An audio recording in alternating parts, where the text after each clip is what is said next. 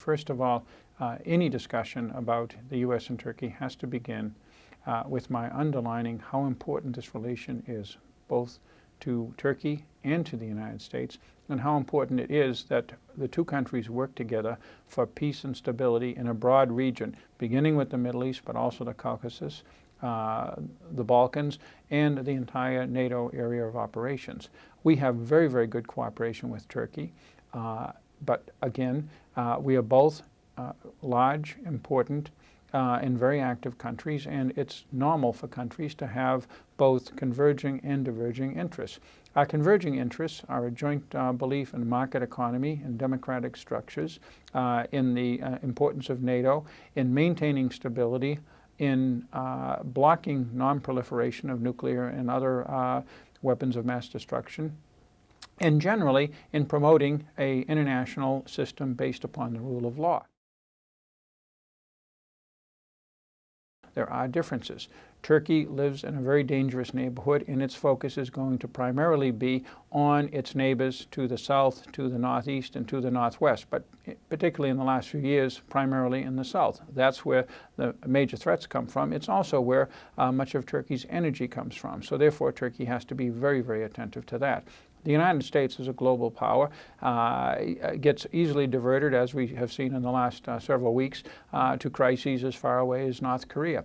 Therefore, our attention and our resources committed to the region may not be all that Turkey might want. So, to some degree, one of the differences is we in Turkey have generally the same position on Syria, that Assad must go, and on Iraq, that Iraq needs to work harder to be a united, a democratic, and a stable society. Turkey has direct interests as a neighbor in the success of both countries. We, the United States, have a broader interest in those two countries and dozens of other countries being stable.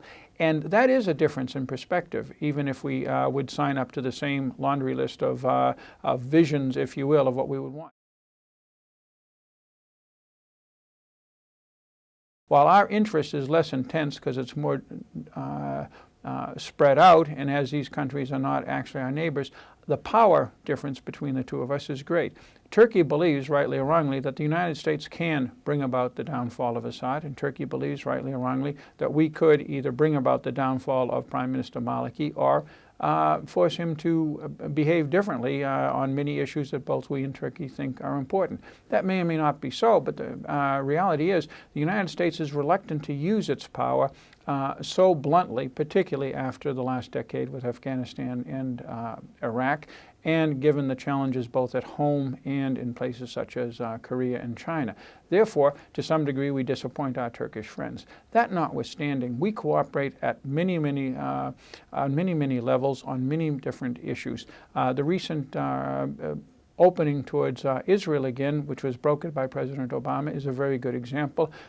Senator Kerry's soon-to-be 3 trips, rather now Secretary of State Kerry's soon-to-be 3 trips to Turkey in his first several months in his new office is another indication of how important we see Turkey, as is the Prime Minister's upcoming visit to the United States on the 16th of May.